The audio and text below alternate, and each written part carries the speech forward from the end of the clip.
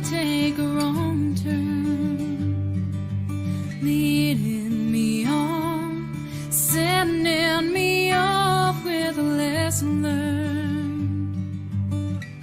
You're all the words I say when I know I'm right, and only God knows what you sacrificed.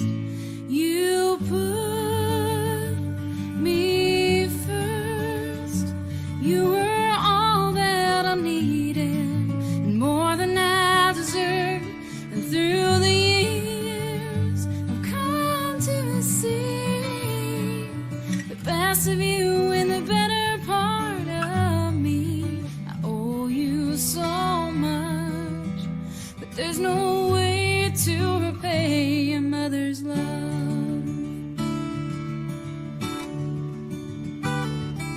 A teacher, a friend, a shoulder to lean on when I needed it. Counselor, enforcer, a mommy, can you fix it? And a first aid kit. When I was a kid, I couldn't see all the everything you were for me. You put me first. You were all that I needed, and more than I deserved.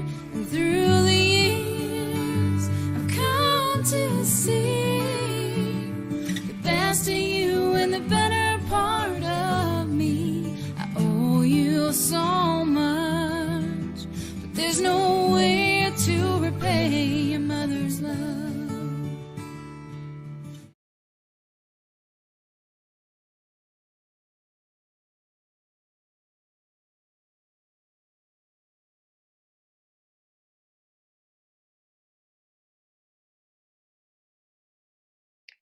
Welcome to Cape Cod Toy Library's premier Cape and Islands Listen to Your Mother storytelling production to celebrate mothers and motherhood. Our cast of 9 women will share their personal stories of love for their mothers and their children, often in spite of challenges that come with the complexity of relationships. This event was originally planned as an in-person signature fundraising event for Cape Cod Toy Library. Instead of postponing the event, we decided to create it as a gift to the community and the world, with the accessibility of virtually sharing it with anyone who tunes in tonight or to the recording in the future. Donations of any amount are, of course, appreciated to support our nonprofit programs that facilitate joy and learning through play.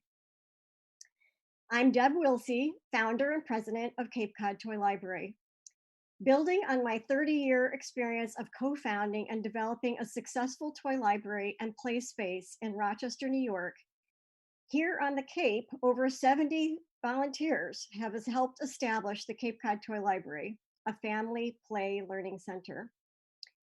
Cape Cod Toy Library features a screen-free community play space and a toy lending library of hundreds of high-quality play materials that foster all areas of children's development, as well as meet special needs. With your support, we will reopen when restrictions are lifted for safe community gatherings. In the meantime, we're developing virtual ways to connect with and provide guidance to parents to navigate the time at home with their children so that they can nurture their children's screen-free play and screen-free learning through play. It's through play that children develop their imaginations, their creativity, and their confidence. Play fosters children's curiosity and their motivation to learn. The power of play cannot be underestimated. As Dr. Stuart Brown, researcher and psychiatrist, states, play is a basic biological drive as integral to our health as sleep or nutrition. Play, he says, is the single most significant factor in determining our success and happiness. Play is all about creating and recreating stories. Pretend play helps children role play. It helps them work out problems and fears. It helps them develop confidence and emotional resiliency. Play even helps children heal from trauma. Today, playing and creating stories and remembering and sharing stories is needed more than ever. By listening to these special stories, several of which are being shared for the very first time, may you be inspired and feel a little less alone. Before our storytelling begins, I'd like to thank Joanne Collin Powers for co chairing and producing this first time event with me. It's been an honor to get to know Joanne, as well as the 8 other women cast members through their stories.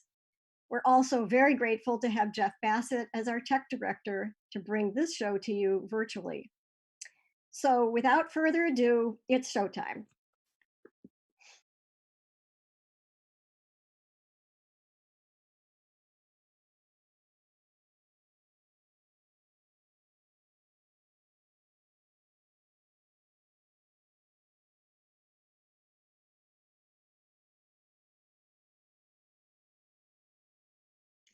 It's 8 a.m. and I'm about to start a 14-hour shift.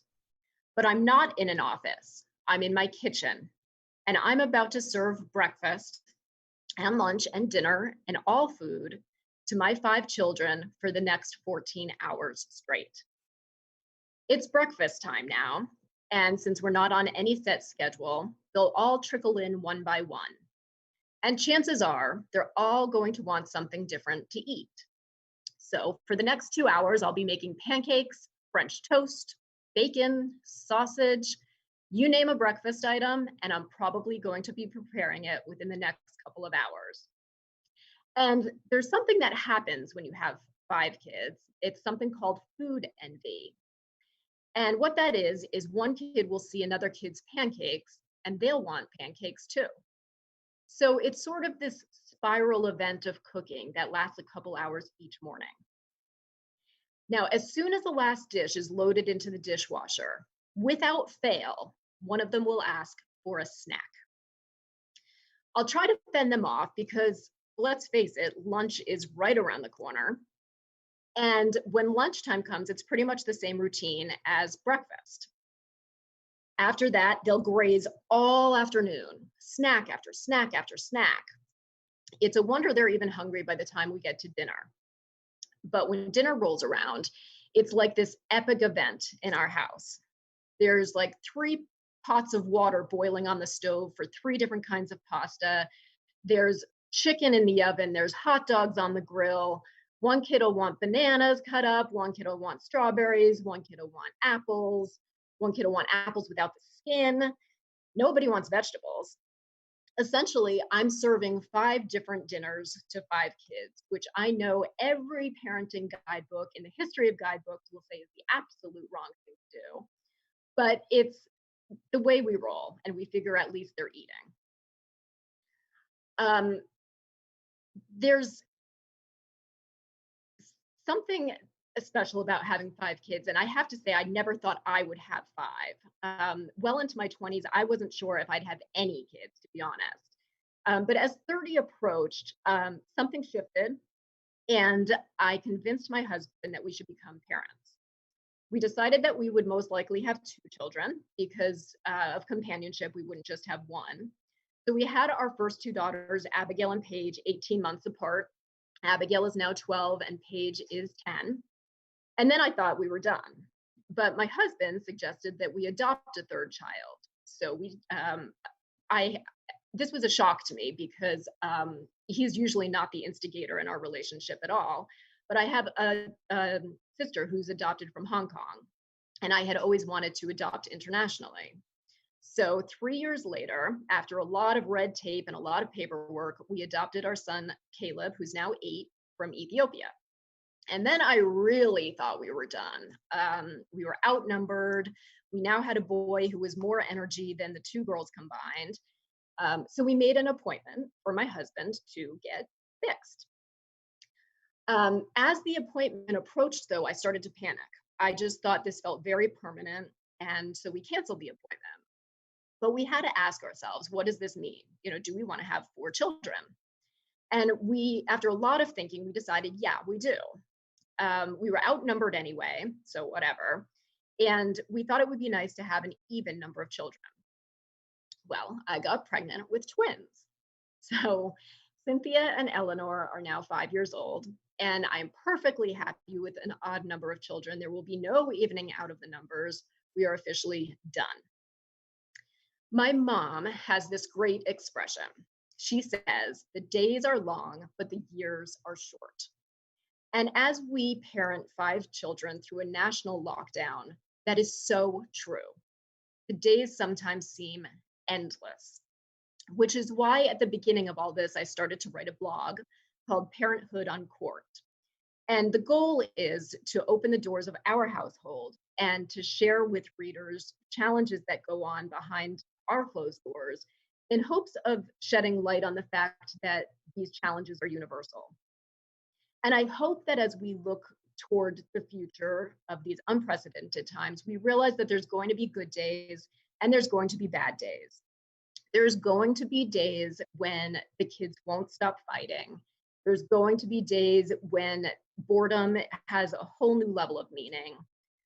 There's going to be days when we can't face another day of homeschooling our children.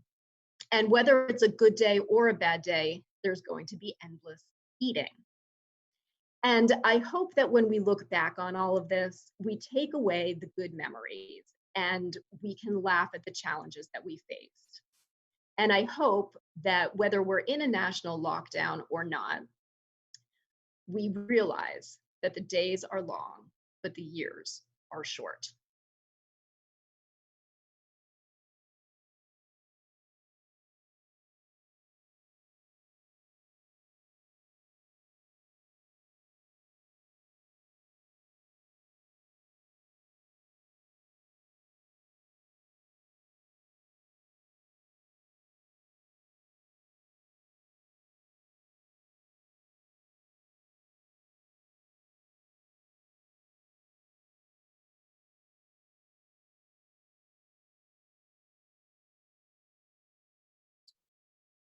We're sitting parked in front of Gabriella's new dorm, staring at the drizzle coming down on the windshield of our rental car, not sure what to say next. Out the side window, I try not to look as one parent after another is hugging their kids goodbye. I can barely breathe. I've been thinking about this moment, dreading it for months, probably even years. I don't cry anymore when I hear sad songs about romantic love lost. It's the songs about kids growing up and leaving home that really get to me now. Because I can't imagine saying goodbye and walking away from this person that I love so much. I know that we bring our kids up to leave us, but I just don't feel ready yet. And all of my trusted parenting books end at this chapter, so I have no idea of what comes next. It's as if I'm standing on the edge of a cliff and I'm about to step off with no clue where I'll land or if I'll be okay when I do. But I'm getting ahead of myself. As you can tell, I often do that. Let me go back a few days. So Gabriella is starting college out in Colorado, and I've flown out here to help her get set up.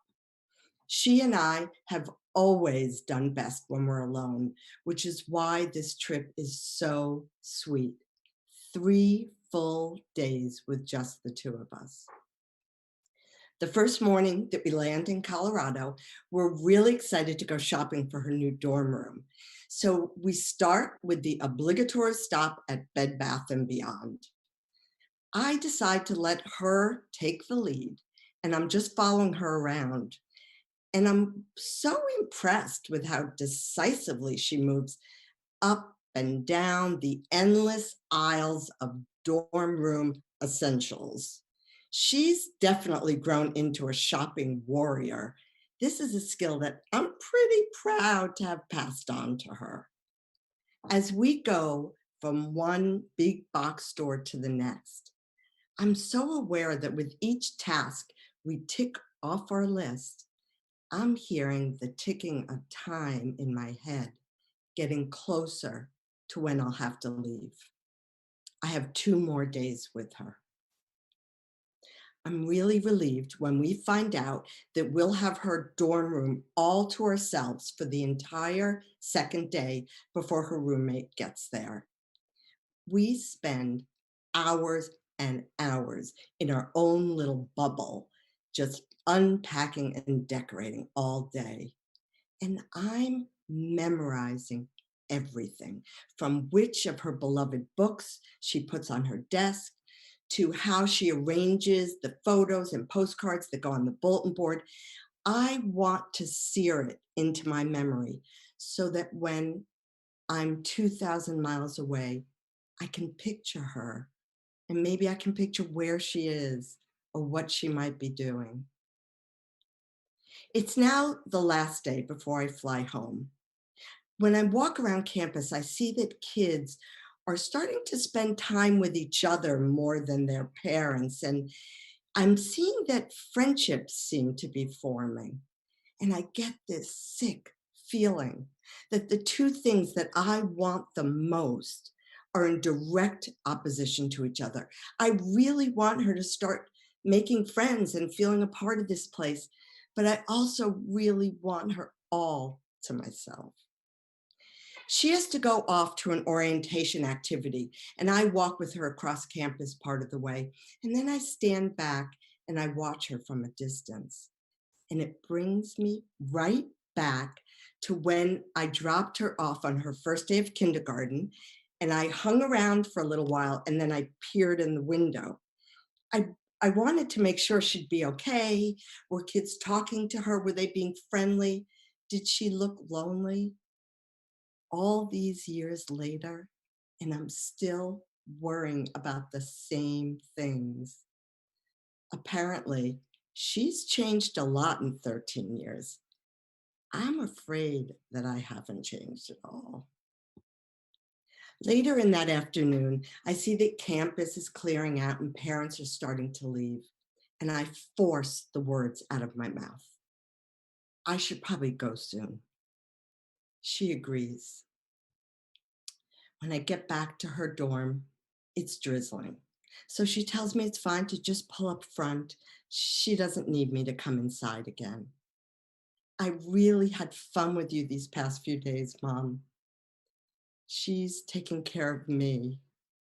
And then it hits me that all this time that I've been worrying about this goodbye and this moment, I hadn't even considered that she would be there with me and that she would be an adult who was helping me through it and maybe even guiding me at times, and that she would be the one walking away from me. All I have to do is bear it. We hug goodbye. I try not to make a big deal of it, but I am holding on a little longer and a little tighter than usual. And then I watch her, so full of courage and confidence, walk into her dorm, into her new life. And I step off the cliff into mine.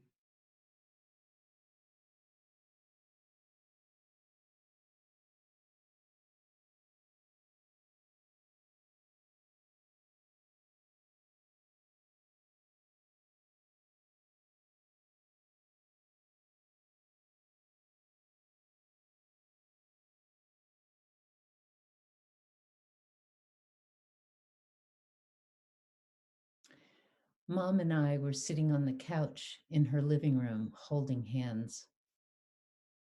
Don't tell your sisters, but you were always my favorite.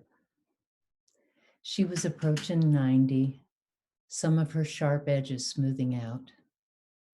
As if to remind me that she still had her chops, she added, "If you ever breathe a word of this to your sisters, I'll come back and haunt you from my grave." The day of Mom's funeral, my aunt, who was Mom's best friend, took me aside. "Your mother was a difficult woman."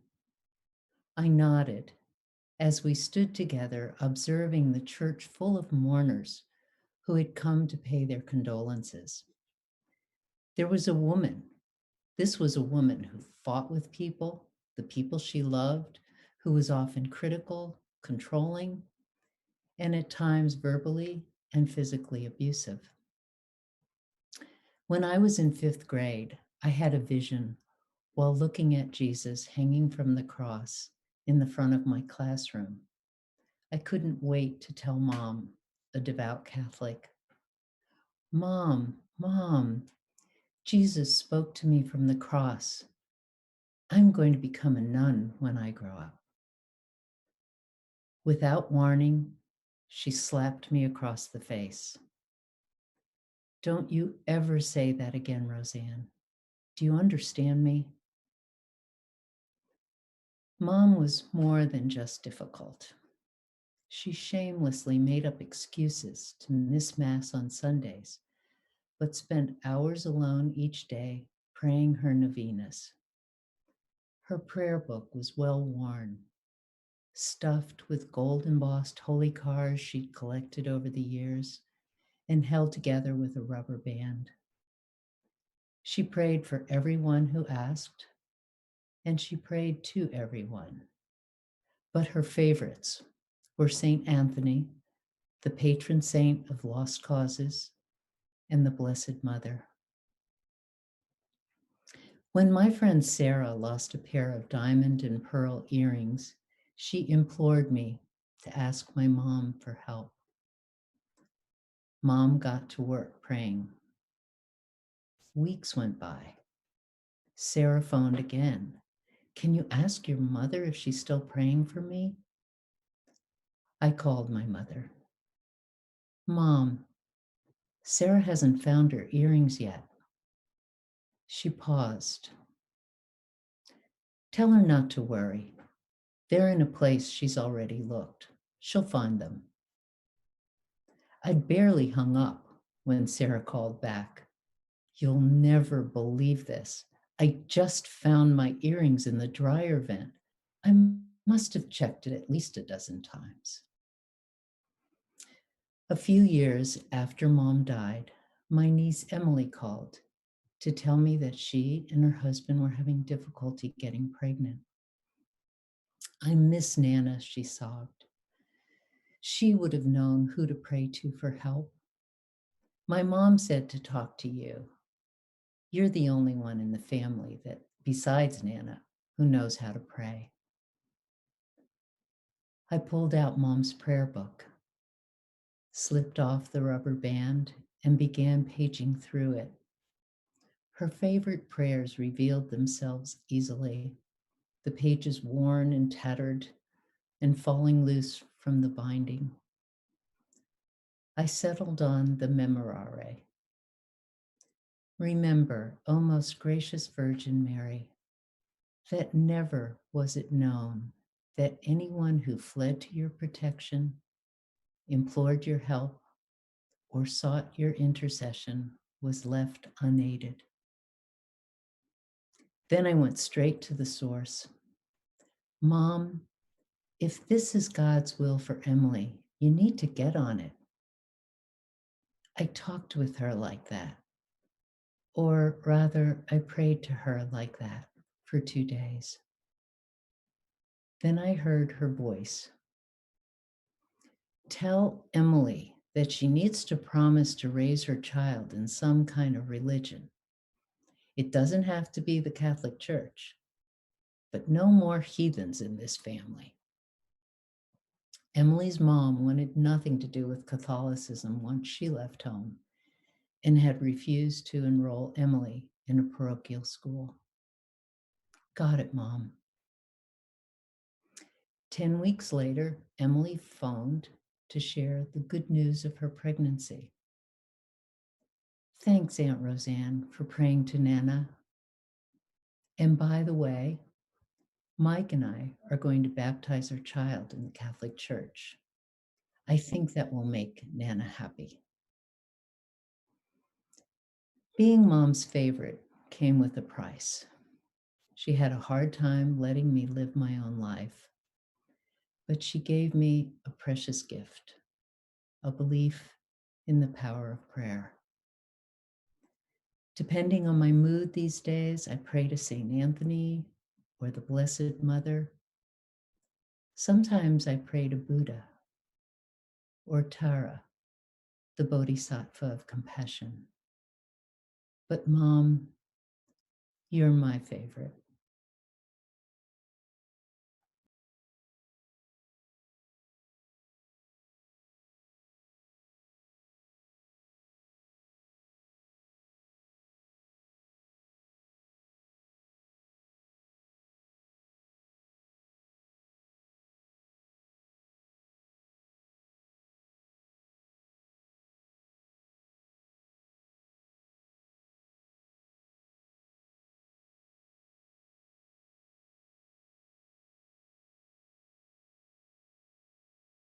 And if you work hard, you will succeed. Effort equals outcome. I grew up in the Midwest where work ethic was a really important virtue to have. And as I grew up, I took those lessons, I studied hard, I followed the rules, and I was mostly a good girl. And by the time I was to become a mother, I had worked very hard. I went to college, finished grad school, got married, bought a house. We did all the things. We were overjoyed to be expecting our first child right before my 31st birthday. And we didn't find out what we were having because we wanted it to be a surprise. I read the books, took the classes, interviewed daycare options. I was ready and confident. At this time, my husband and I lived in rural Northern California, and it was not unusual for people there to have home births. We decided that we were going to have our child in the hospital. So on a beautiful November day, our son Kai was born. And many parents will tell you that becoming a parent brings with it a lot of unexpected things, despite the number of books written about to prepare you. But for us, the unexpected came in the form of a blue baby, not breathing and virtually lifeless. He was resuscitated, and after 24 hours was airlifted to a hospital in San Francisco where they could handle his needs. The transport team arrived on a really blustery day and their airplane couldn't land. They had to take a taxi over the mountain pass from the airport, and they left in an ambulance. I was discharged immediately, and we followed behind the ambulance and watched the plane take off. Over the next few weeks, we learned a lot about Kai. He was having seizures, and his MRI showed that he had global brain damage due to lack of oxygen at birth. He would leave the hospital with a feeding tube surgically placed in his belly, and eventually we would get the diagnosis of cerebral palsy. The doctors said they didn't know what he was going to be like, but that he would have trouble walking, talking, communicating. But they also said that kids who get early intervention and have support do better. None of this was in the books I read. I had worked hard. I'd done all of the stuff I was supposed to do. I ate well. I exercised. I read the books, took the classes. How was this happening? The first piece of advice I received was take him home and just love him. So we did. And my Midwestern core values pushed through, and I thought, we just need to work hard and put in the time, and he will overcome the odds. Because I'd been hearing all kinds of stories from people with good intentions, sharing people they knew who had kids who struggled into the world when the doctor said this child will never walk, and now they were running marathons, and others who said that their children would never talk, and now they speak fluently in 3 languages.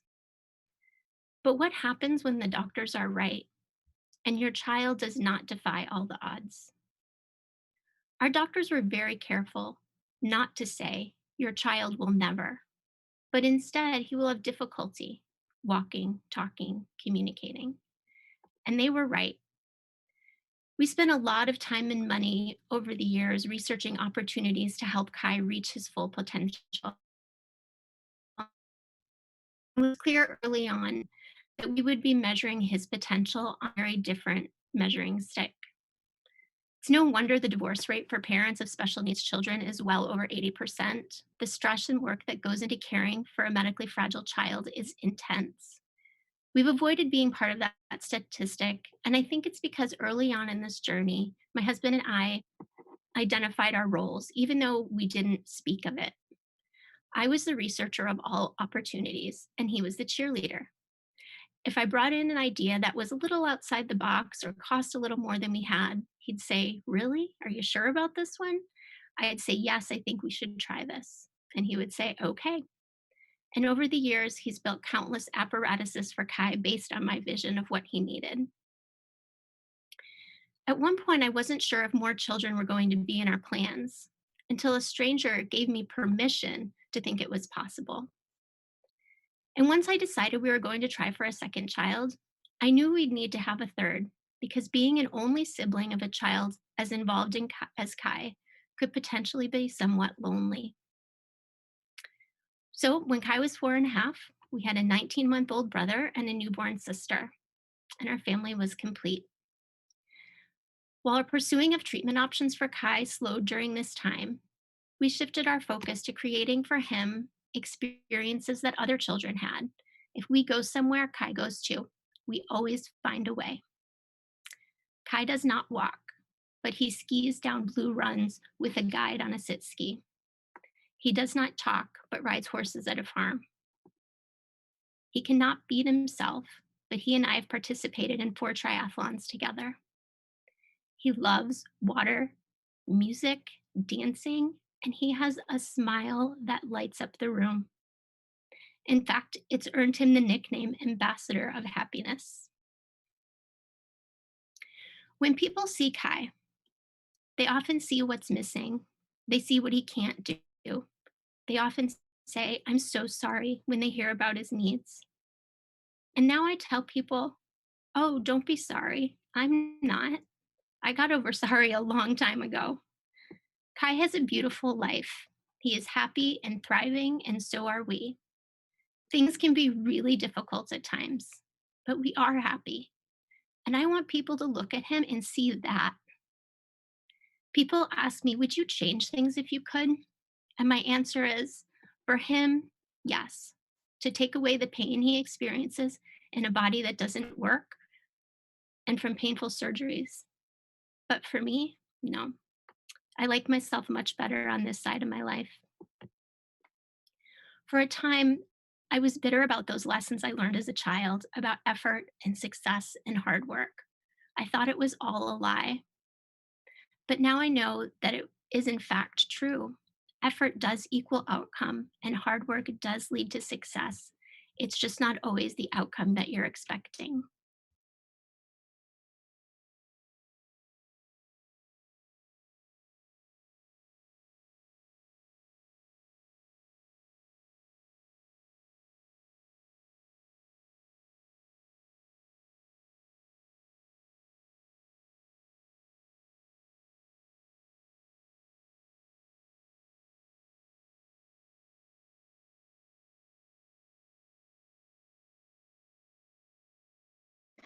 On the 5th of May every year, my mother would recite something she had written about herself in childhood. "I am," she would say, "I am the 5th child, born on the 5th day of the 5th month. I have 5 letters in my name, and I live on 5th Street." And I would listen and I would recite that with my mother because I wanted to know more about her. She didn't say much about herself. She was a beautiful woman, Bunsen burner blue eyes, but I didn't know much about her. I knew these things. She was part of a family of 8 children. She had a single mother. They were dirt poor, and her father had left her. I wanted to know more. And so when we moved to the house that my father built, a brick house on the side of a hill, my mother would invite me with her to plant flowers, always next to the bricks where the bricks could keep the flowers warm. And one year I was 4.5 years old. In fact, I want to invite you with me to the summer of 1950, my mother and me, and what I learned. We planted bulbs of daffodils and bulbs of narcissus and bulbs of pink tulips because bright pink was my mother's favorite color. We also planted a very special plant I'd never heard of. I knew had heard of it, but it looked like it came from a storybook. And this plant didn't bloom to the sunlight, it bloomed to the moon. It was called the night blooming Bergmansia. I thought, what a magical plant. I can't wait for this to grow. And as we were planting and I was digging in the earth with my fingers and my mother was very proper and had her gloves on, we planted and my mother let me know, I'm not sure she used words, but she let me know it was my job to tend those plants, to water them, to weed them, to look out for them. And I agreed, of course. I loved my mother. My mother went away as we were beside the house. I mean, she was still there, but she went away. She just wasn't there. And that happened a lot. The next time I remember my mother was every Saturday. She called chore day. And chore day meant that my two older sisters and I had to perfectly clean the house and get it right. And if we didn't, my mother would correct us. And so on chore day, my job, which I chose, was to clean the bathrooms, not because I loved cleaning toilets, yuck, but because I could close the door. And why did I need to close the door to the bathroom? Because my mother screamed every chore day. She would scream things like, what do I have, pigs for daughters? You ought to be ashamed of yourself. Can't you get anything right? And then she would say things in another language. Was it Yiddish? Was it German? Du bist es Jugendstätzel, she would say to little me. And when she was quieter, I would say, Mother, what does that mean? And she said, you're a jackass. And I looked at my mother, who was an evangelical Christian. I thought she couldn't say that word out loud. She never swore. But she wasn't there again. The next time I remember of my mother, she said to me, we'll go to Sodus, New York. Okay, I didn't know Sodus, New York, but she said, we'll go to see her grandfather. He has a horse. Oh, he has a horse. Ooh, I was so excited. There was a lot of darkness and sadness in the house that I lived in, but I spent all my time out of doors, and the idea of being able to get on a horse and ride across the meadows, oh, yes. So we took the 3-hour ride to Sodus, New York, and we got there, and there was a tired old horse in the corral, and one of my uncles, Jerry Shaw, lifted me up on the horse, walked me around a circle, got me down from the horse, and that was it. And I was heartbroken. But I was wandering around. I was taught not to complain or not to cry, not to be upset.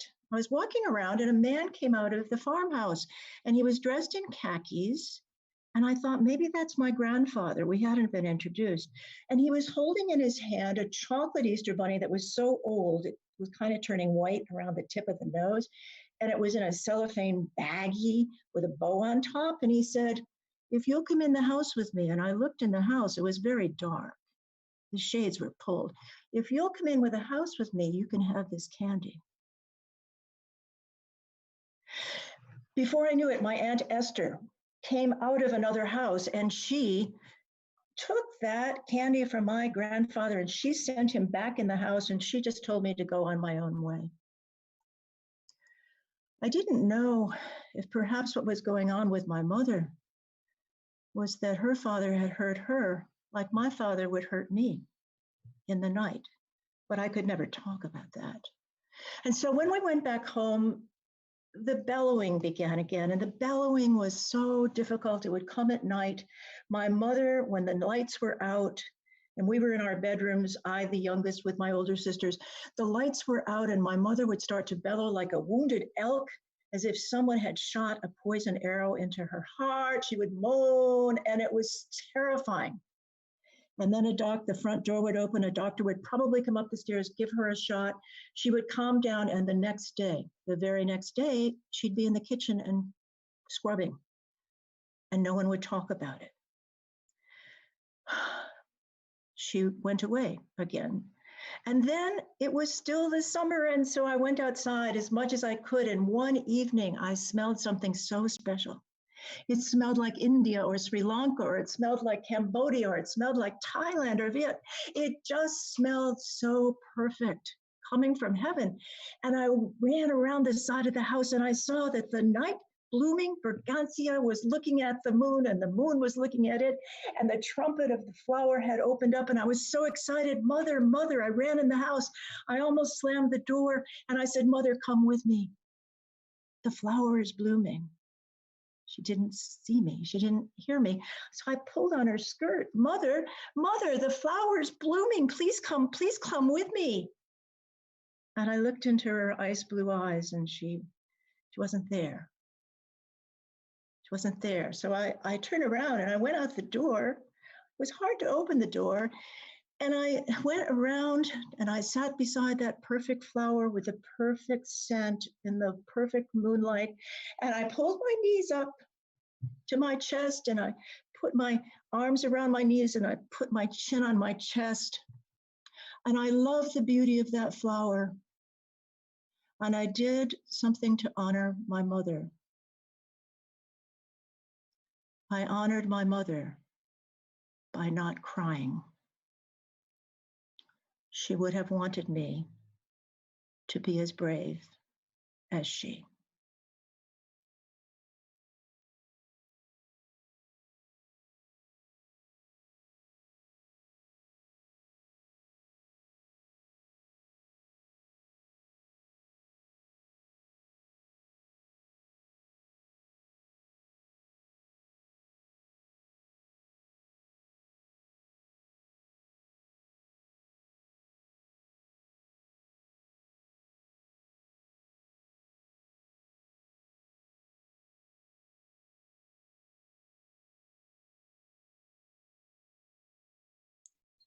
I'm walking through the streets of Haifei, China, and I feel really out of place in the sea of Chinese faces because I'm holding my Chinese baby.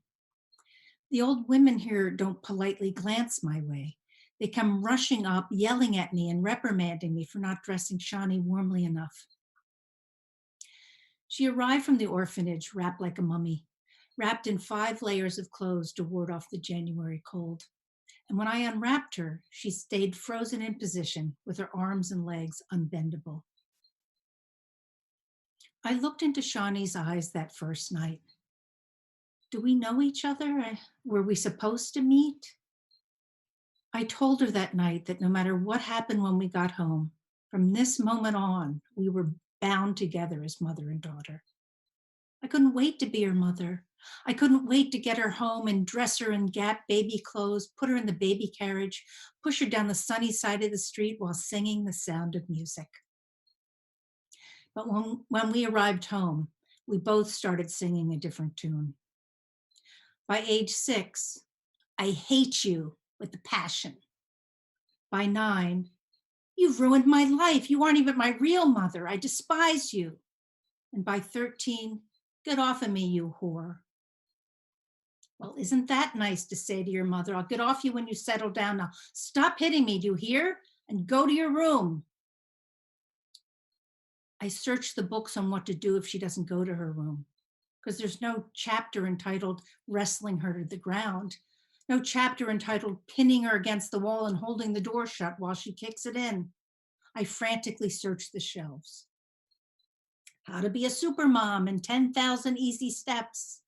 Keeping your cool with Buddha's peaceful, perfect parenting.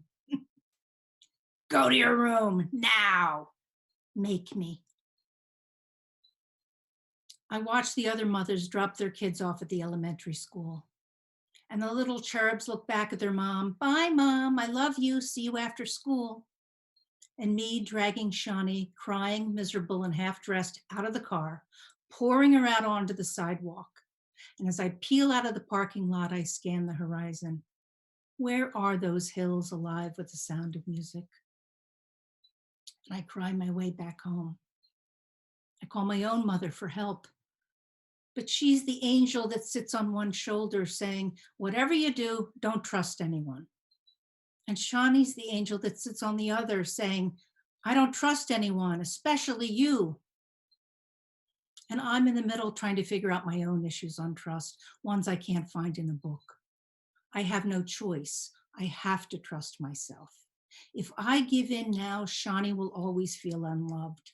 She has to push against me to know I'm unbending. She has to know I stand like steel no matter what her fury. I may not be the mother you want, but I'm the only one you got. So go upstairs, turn out the light, and go to bed. I dare you to love me. I'm your forever mother. Whatever crap you pull, I'm still your mother. So go upstairs and turn out the light. She reaches up to grab my hand. If you turn out that light, she said, I'm going to kill you. And I slap her hard across the face. She's stunned. Something in me breaks apart in that moment. I'm on the firing line and I face her like a coward. It's her will against mine. She's not going to lose. She's the fittest. She survived a Chinese orphanage. Her will comes at me with the force of someone hanging off the cliff by her fingernails. I hate you. I hate my bed. I'm not going to bed and you can't make me. My main job is to keep loving her, but nothing prepares me for how hard I have to fight, and I am pissed. My own rage scares me more than hers. This can't possibly be what love looks like. Being a mother sucks. But what am I waiting for? I'm not going to give up. If I'm anything, I'm a fighter. I will not retreat. But what am I waiting for? For her to break first? That is what I want. I want Shawnee to break open. I want to keep unwrapping her like that first night in China, layer upon layer, until I can uncover the place where she's whole. I go outside tonight and I walk through the neighborhood and I look in through my neighbors' windows. They all seem so happy and content.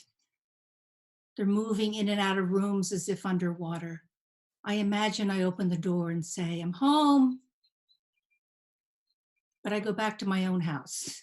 I look in through my window and I look at my life from this far away spot. And I turn it over in my mind and look at it for all its jagged edges.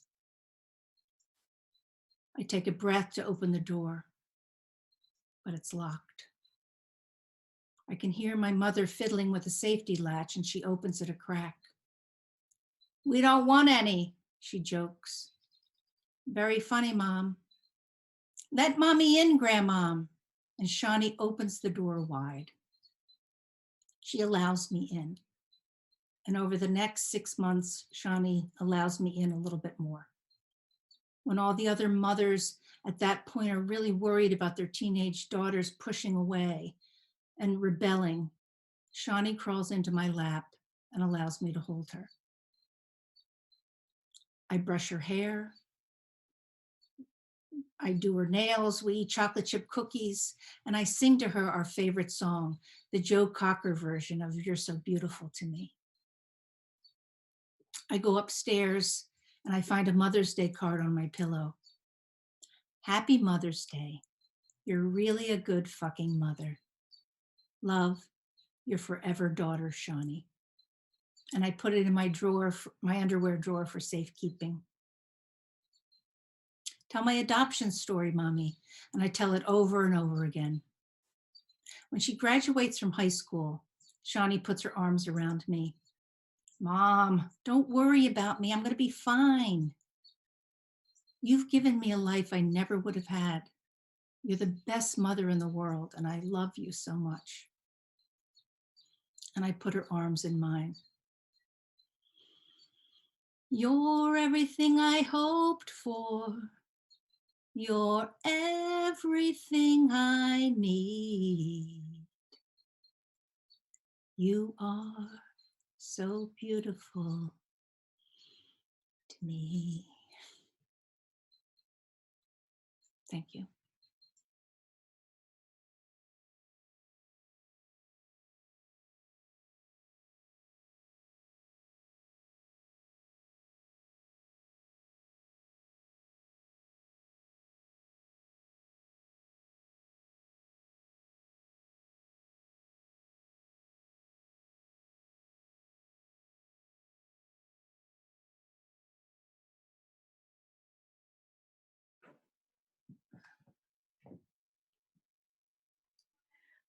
Mom and I had a complicated relationship.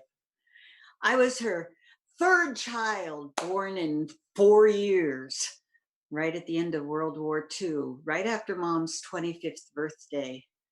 I realize now how much alike we were, but those first 30 years were really hard. She had a complicated pregnancy with me, and looking at her medical records many years later, it's clear she had severe postpartum depression when I was born.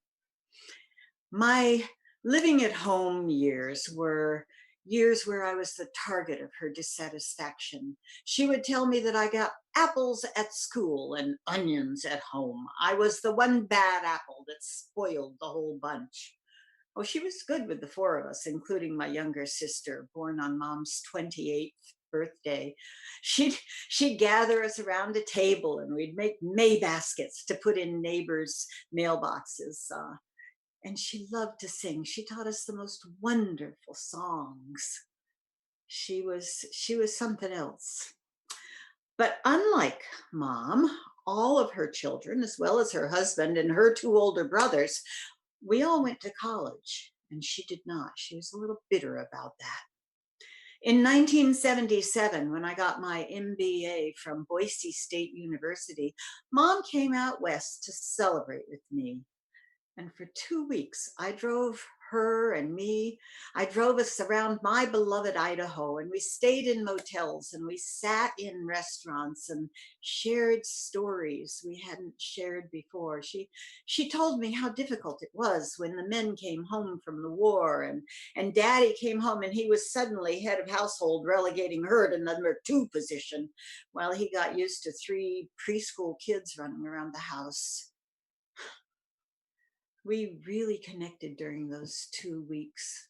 Really connected. And there were no apologies, no references to past animosities. But I came to realize that it was never me she was angry with. It was that particular child at that particular time.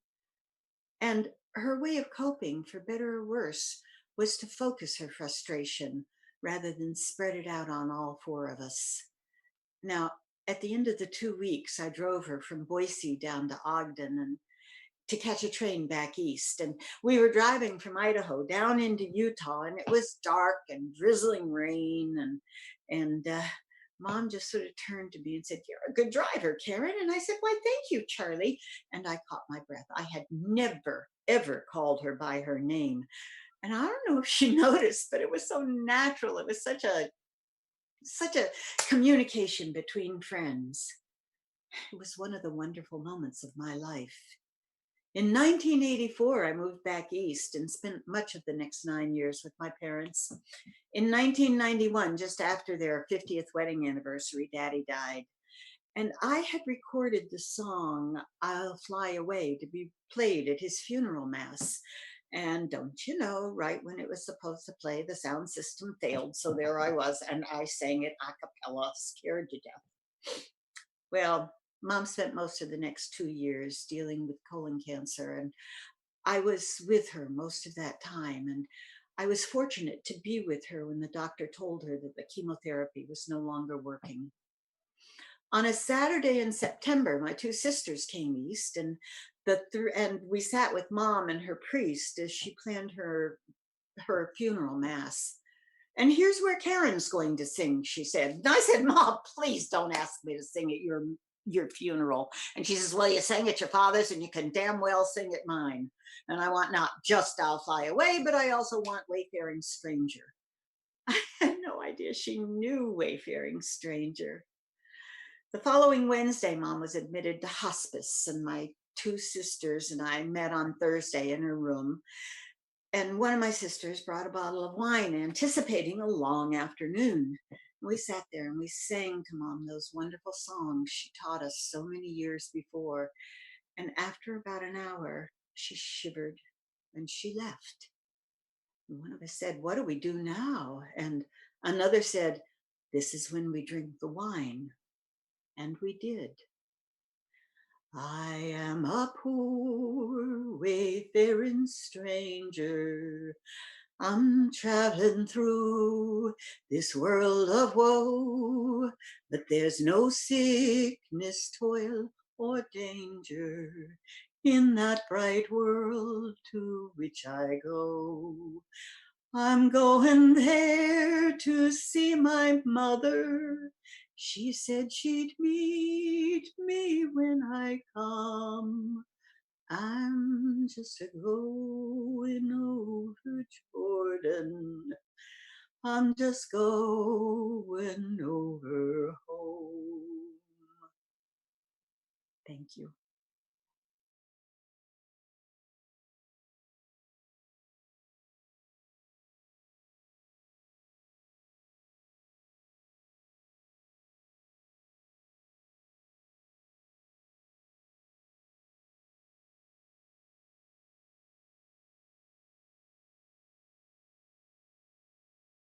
When I think of the word mother in law, I think of meddling, opinionated, interfering. But luckily, when I met my mother in law, Jacqueline Mansbach, I didn't have to think about those words because I had just started to date her son and there was no potential there for mother in law. She showed me her lovely home. She was so gracious and I complimented her. And I must have said just the right thing because she truly was taken with me. She actually told her friends, my son brought over this lovely woman. I hope he marries her. In fact, I'm going to get her this ceramic, hand painted watermelon bowl as an engagement gift. Her friends were taken back. Wow, Jackie. So tell me, is she Jewish? And my mother in law said no, but she is wonderful. Well, Jackie got her wish. Sure enough, about a year and a half later, I got a ceramic hand painted watermelon bowl as an engagement gift. Her son and I were married for about 20 years and then we divorced. He moved out. My mother in law never left me. She now celebrated Christmas and Thanksgiving with my family and her grandchildren. She was a part of our family, so much so that one day my son asked me, well, gee, Mom, we see your family all the time. We never see Dad's. And I kind of looked at him and I said, well, what about Grandma Jackie? You know, Dad's mother. He goes, oh, yeah, I kind of think she's part of your family. Well, in some ways I can understand why my son thought that. And nothing was more true than our trip to Alaska. Jackie always wanted to go to Alaska. It was on her bucket list. Consequently, my father, my mother, my sister were planning a trip to Alaska. I said, Jackie, this is your chance. You've got to go. But at that point, if she went, she'd have to fly by herself. And I wouldn't let her just fly across country by herself. So I had to go with her.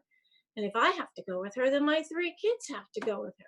So there we were, 10 suitcases, 1 wheelchair, 3 kids, and me going cross country to Alaska. But it truly was worth it. We didn't know at the time it was the last trip my own mother would take. And because we were helping Jackie cross this off her bucket list, we got to share the last vacation with my mom. And I will always be grateful for that. Shortly after our trip to Alaska, my mother-in-law's arthritis got worse, and she wound up moving to an assisted living. I would still visit her, and my running joke at the time was, I'm no longer the in-law, so I must be the outlaw, but outlaws are wanted. And I never really knew how much I was wanted until I became engaged for the second time. Yep, I was 53 years old. I had 3 kids, a minivan, and a dog that sheds. Who would ever think I would get engaged? But there I was, engaged. My husband says it was the minivan. My kids swear it was the dog. In any case, I was nervous to tell Jackie I'm getting married again. I needn't be. When I went to tell her, she said, oh, Mary Jo, I am so happy for you. Happy must have been an understatement. So I went to visit her again. Everyone knew, congratulations, congratulations. And we hear Jackie is going to give you away at your wedding. I said, what? Yes, Jackie said your parents are gone. And so she is going to be the one that'll give you away at your wedding. And I'm going, well, I don't know. I'm 53 years old. I raised 3 kids to nearly adulthood. I took out those curbs with my minivan. Man, I was going to give myself away. But I figured, no, it's Jackie. If this can make her happy, sure. So there we were. My mother-in-law from my first wedding gave me away at my second wedding. But actually, it was kind of nice the way it worked out. I rolled her down the aisle in a wheelchair, and my children walked alongside me. Talk about my husband getting a package deal when you get married. Shortly after my wedding, I needed to have my hip replaced. I was a bit worried. I mean, I'd have to be out of work for 3 months, and it'd be a little financially tough at that point. But as things happened, my mother-in-law passed away 1 month before my surgery. She actually left me money in her will, and that's what got me through a tight time. So even after she had passed on, she was still looking out for me. When I think back on what my mother-in-law has taught me, I think the most important thing is to remember, if my own children bring home a significant other, and it may not be the person I had envisioned they would marry, if I can find the wonderful, it will be okay. And besides, I have a hand-painted ceramic watermelon bowl to pass on. Thank you.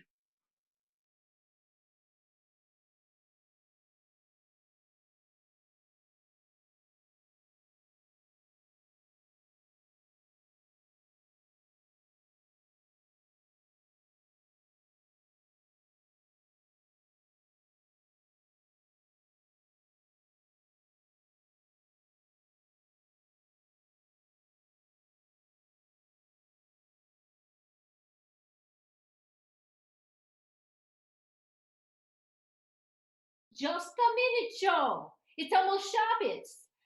I've got to get supper on the table and the candles lit before Shabbos.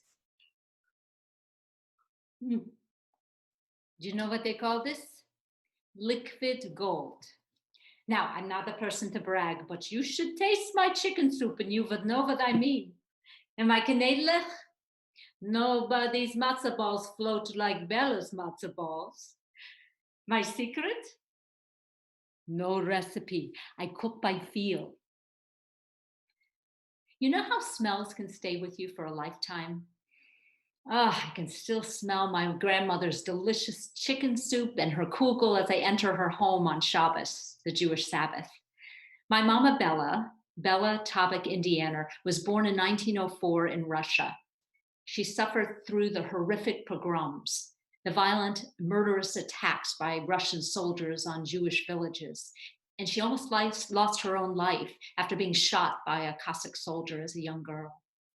But against all odds, she survived.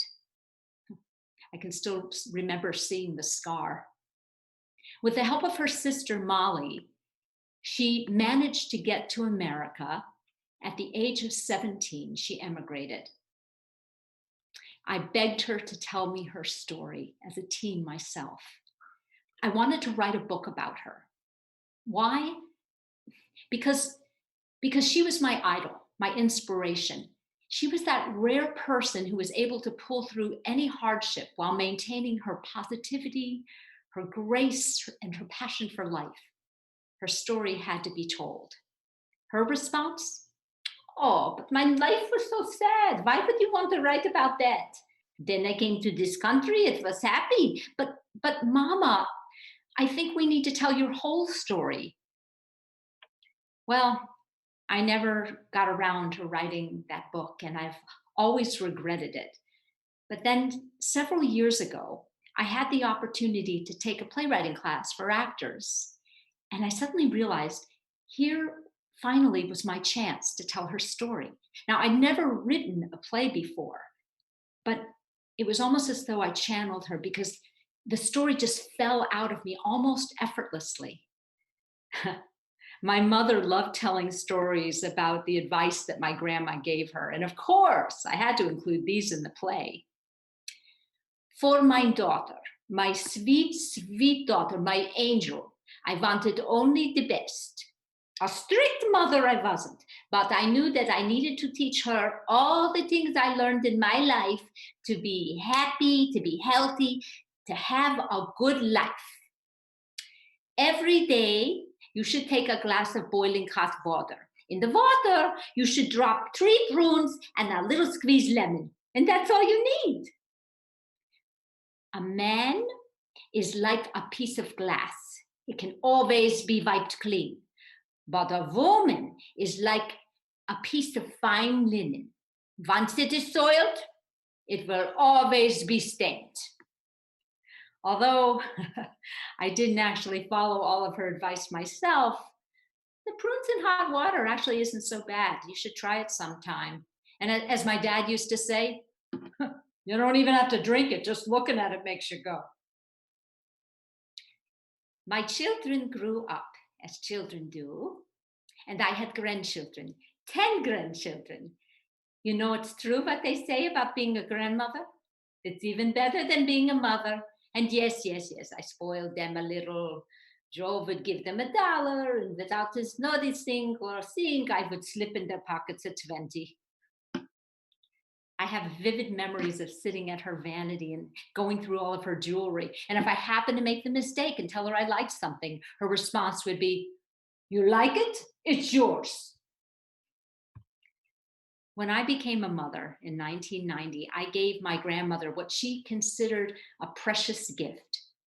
I named my daughter Molly, named, of course, for my grandmother's sister, Molly, who brought her to this country 70 years before. After 2 years later, my Mama Bella passed away.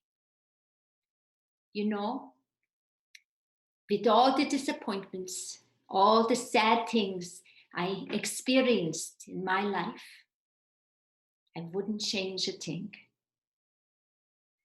A little more than a year ago, I became a grandmother for the first time to darling Lena. Life had come full circle.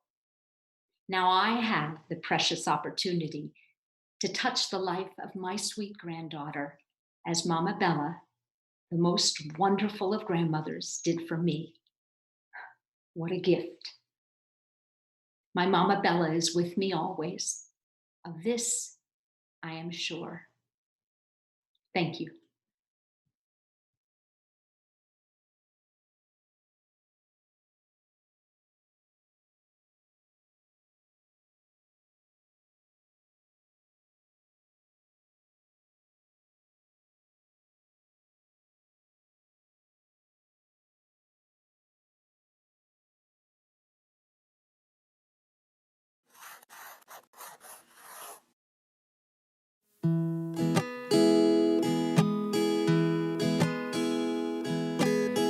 It's been a long day, but we've come a long way, wouldn't you say? Mama, are you okay? Look what I made you. I colored it blue just like the sky, like you taught me to. And I've been chasing some dragons, you've been pushing my wagon, and it's been grand, like you say I am. Hey mama, I love you just the way you are, to the moon and past the stars. Hey mama, I see you no matter how far. You're the song inside my heart, and I would never change a thing. You make me sing. Hey mama,